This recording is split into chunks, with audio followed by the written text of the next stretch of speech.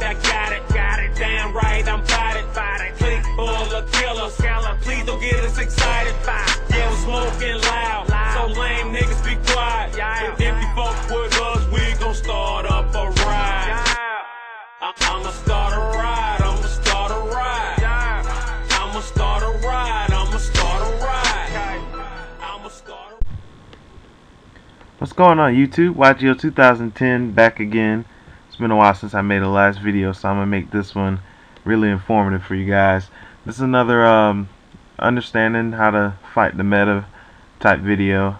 Today I'm going to be talking about one of the newest and most popular decks out, and that's going to be Mermails. I'm going to explain how the deck works, everything that goes in it, and most important, how to stop it. First up, we have Mermail Abyssland, and as you see, it says if this card on the field is destroyed and sent to the graveyard, you can special a Mermail from your deck except Abyssland, and you can only use the effect of Abyssland once per turn. And that it's the recruiter of the deck. It gets any Mermail regardless of level, so you can bring out a level 4 Mermail, a level 3, or the level 7 ones. And it doesn't have to be just by battle, it's when it's destroyed, period. So you flip Abyss Sphere, bring it out, or if they respond with a torrential tribute or you play your own, you bring it out. So it's a little better than most searchers, and the fact that they have to be destroyed by battle. This is when it's destroyed, period. The easiest way to stop it is by stopping the initial summon that get it on the field and negate the effect to special summon, or stop the effect to special summon, which would be something like warning, or bottomless trap hole, or even soul taker. And like those are the main ways to stop Abyssland. And also, you know, it's only 1500 attack, so a lot of cards will run it over, but just the simple fact that it brings out monsters stronger than itself could be a problem in and of itself. Next up on the list, we have Mermail Abyss Spike, and he's the searcher of the deck. When this card is normal or special summon, you can discard a water monster to the grave, add one level 3 water from your deck to your hand, and you can only use the effect of Mermail Abyss Spike once per turn.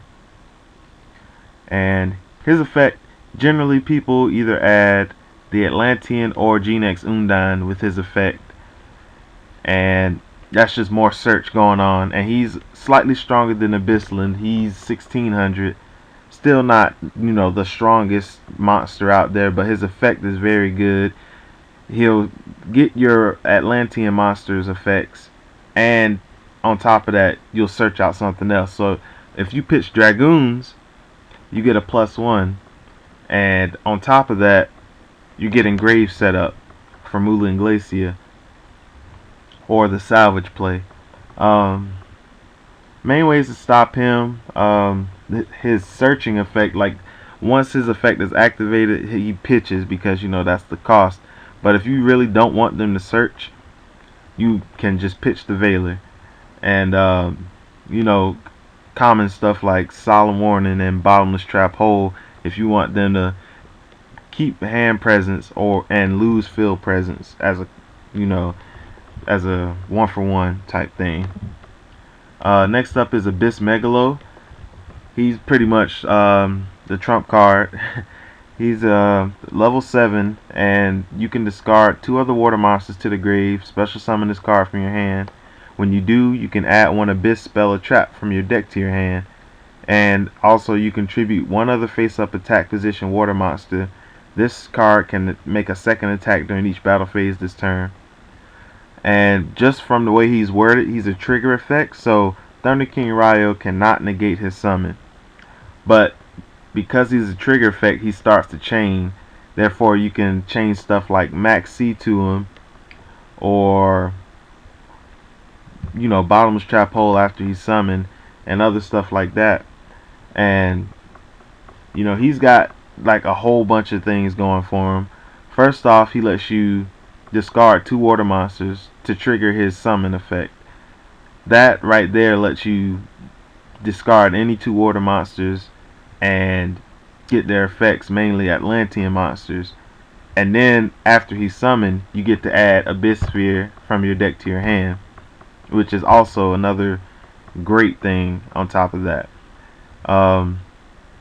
And he also makes the deck available to rank 7s like Abyss Gauss and Big Eye. And also, you know, his attacking twice, that's another effect that lets you tribute a water type as a cost. So he'll be able to attack twice on top of whatever other effect that you activate by tributing a face-up water monster. You know, regular ways to stop him, you know, Veiler, Bottomless Warning, main stuff that stops the entire deck. But he is definitely, if the deck has win conditions per se, he would definitely be one of them, because he opens up so much potential and possibilities to turn the game around just from his summon alone. So if you can, make sure this guy does not stay on the field that long. Next up we have Atlantean Marksman. He is a level 3. His effect: when this card inflicts battle damage to your opponent, you can special summon one level 4 lower Atlantean Sea Serpent monster from your deck, except Marksman. When this card is sent to the grave to activate a water monster's effect, target a set card your opponent controls and destroy it. He's another recruiter, but all he has to do is inflict battle damage. He doesn't have to be destroyed, and it's not limited to level 3 or lower. So you can bring out Atlantean Dragoons, which is an 1800. So you can attack with him, then swing direct for another 1800 on top of that. And he's also field control if you discard him for a water monster's effect. It says one set card your opponent controls, so it's not limited to spells and traps. You can also destroy their face down monsters as well. Most of the same things stop him. Effect Veiler if you want to stop stop his swarm. You know, Solemn Warning if you want to also stop his swarm or his initial summon. And Soul Drain would be the card for this deck, as it would stop completely his graveyard effect. And the same with Heavy Infantry. He is the double summon of the deck. During your main phase, you can normal summon a level 4 lower Sea Serpent monster in addition to your normal summoner set, and you can only gain that effect once per turn. And when this card is sent to the grave to activate a water monster's effect, target a face-up card your opponent controls and destroy it. He goes with Deep Sea Diva. Some people like to tech in the Birdman so you can go off. What you'll do is summon Diva, special summon him, return the Diva for Birdman, then summon Diva again with Heavy Infantry, letting you summon twice that turn. And you know, it's a whole lot of different plays that you can do with the Birdman, but I do not prefer him, because he basically is only for that one play. And you could find more potential with him, like let's say you got Abyss Megalo, one water monster on the field and one in hand, then that could possibly work for you. But he more sits in the hand than anything, so I feel the Birdman tech isn't needed as much in this deck, as it already has as much speed and power as it needs already. And you know, same stuff stops him, Veiler and Drain. Although Warning, you could Warning his initial summon, it wouldn't stop his second summon because it's not an activating effect. Next up we have Atlantean Dragoons. And all face-up level 3 or lower Sea Serpents you control can attack your opponent directly. When this card is sent to the grave to activate a water monster's effect, add one Sea Serpent from your deck to your hand except Dragoons. And he's a searcher of the deck. He's 1800 attack as well, so that's pretty decent attack.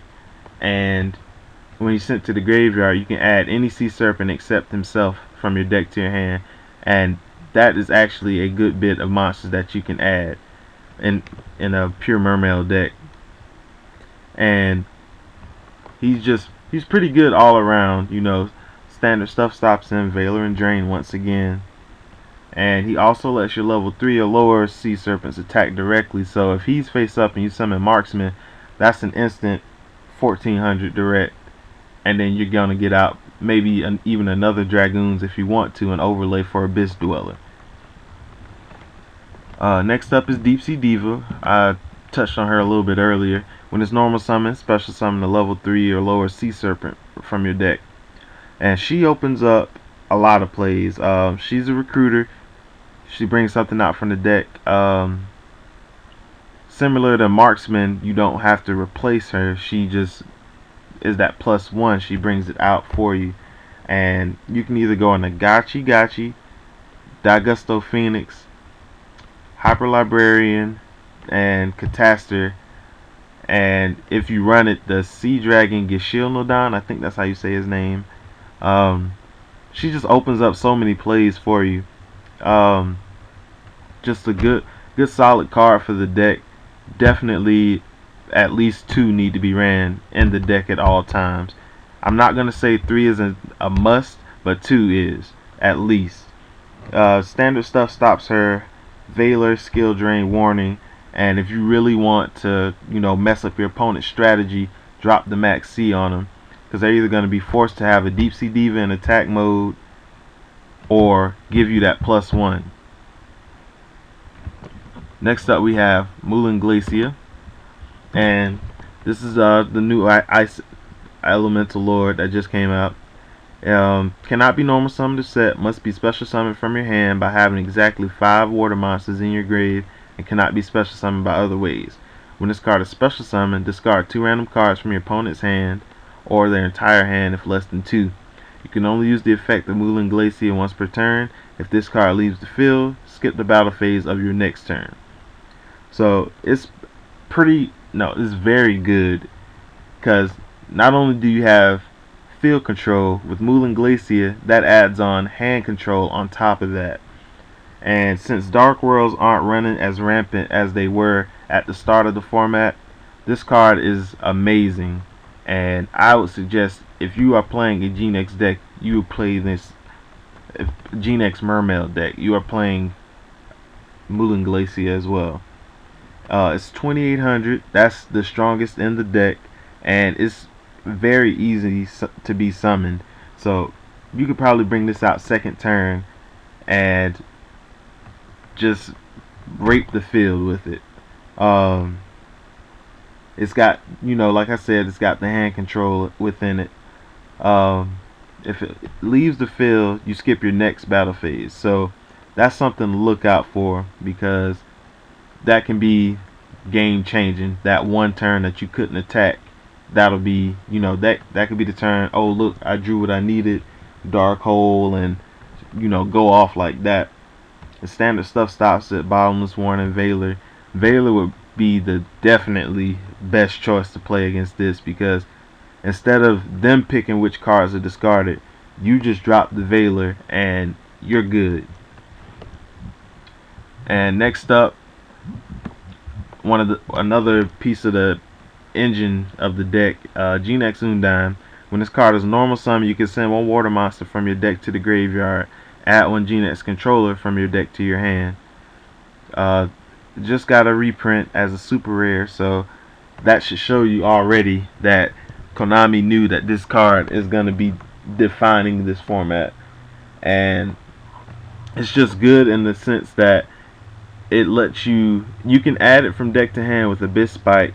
You can send any Mermail or Atlantean that you need to the graveyard to get Gnex Controller to hand, and that adds into Allure plays.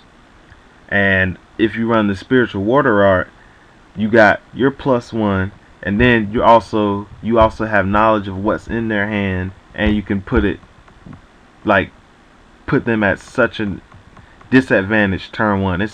It'd be the same as going Trap Dust Shoot, double Mind Crush. Standard stuff stops it, Veiler and Warning. But if you don't Warning, then they're gonna get that water monster effect. And also Thunder King Ryo stops this card along with Abyss Spike.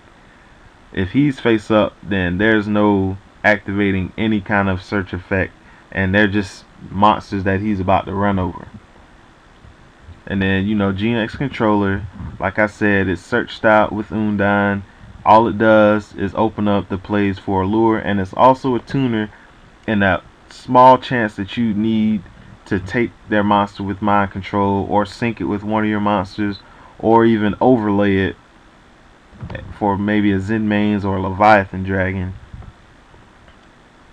Then we have Abyss Gauss. He's one of the rank 7s I was talking about earlier, him and Big Eye. And while this card has an exceed material, level 5 or higher monsters cannot attack. Once per turn during either player's turn, you can detach an exceed material from this card. Negate the effects of all face-up monsters your opponent currently controls that have less attack than this card until the end of the turn. That right there, like, he has 2 amazing effects. The first one is level 5 or higher monsters cannot attack this turn. That right there shuts down a lot of decks, and that's just a continuous effect. You don't have to do anything. As long as you have materials on him, then you're good. Nothing 5 or higher is attacking him. And generally, monsters that are level 4 and lower, they're not going to have 2800 attack to run over this guy. And his other effect, you can detach a material to negate the effects of all face-up monsters your opponent has. He's a skill drain, a walking skill drain to stop your opponents. And that is so great. Like, most decks nowadays have so much trouble getting over Spirit Reapers. Like, if that Spirit Reaper's face up, you do his effect, that's it. Like, you're running over it, attacking directly, and all this other stuff. And it's a quick effect too, so you can actually chain it to something that they're doing. Like, I don't know why someone would do this, but summon Junk Synchron and try to bring something back. You do Abyss Gauss, that's it. You know, you're not doing anything with that. And, you know, standard stuff stop him, Solemn, Veiler, and Bottomless. And also, Thunder King Ryle would stop him if he's face up when you try to exceed for him. But there would be no chance really to exceed for him if you have 2 level 7s, because the level 7s in this deck both run over Ryo. All in all, this deck is like broke in my opinion. It is very good. Of course, you know, every deck has its weaknesses, and that was shown at YCS Barcelona with the Macro Rabbit deck. This deck has a horrible time against Banish or Remove from Play, and also hand control decks. Although Dark Worlds aren't as popular as they once were, a Dark World deck could ravage this deck just because it has so much hand control, and they're getting their effects from all these discarding cards, but you're not getting anything because you have to have a water monster to do your effects. They're just playing their dealings and their drag downs to the graves and such like that, and they also will most likely have knowledge of your hand when they flip over stuff like that, and then that's just a big advantage for them. But Macrocosmos and Dimensional Fissure are your biggest threats with this deck, and that's the easiest way to stop it.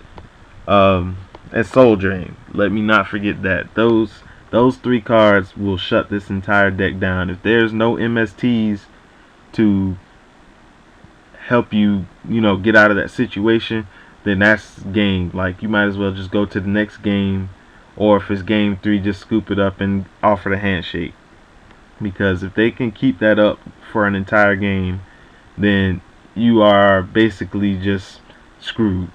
Unless you can find some sort of way to get your Mermail monsters out and sync for a Black Rose or something, there's like little to no chance for you to survive over those cards. And that's how devastating they are for the deck. But let me know what else deck you guys want me to go over for you. I should be uploading videos regularly for you again. Alright guys, YGO out.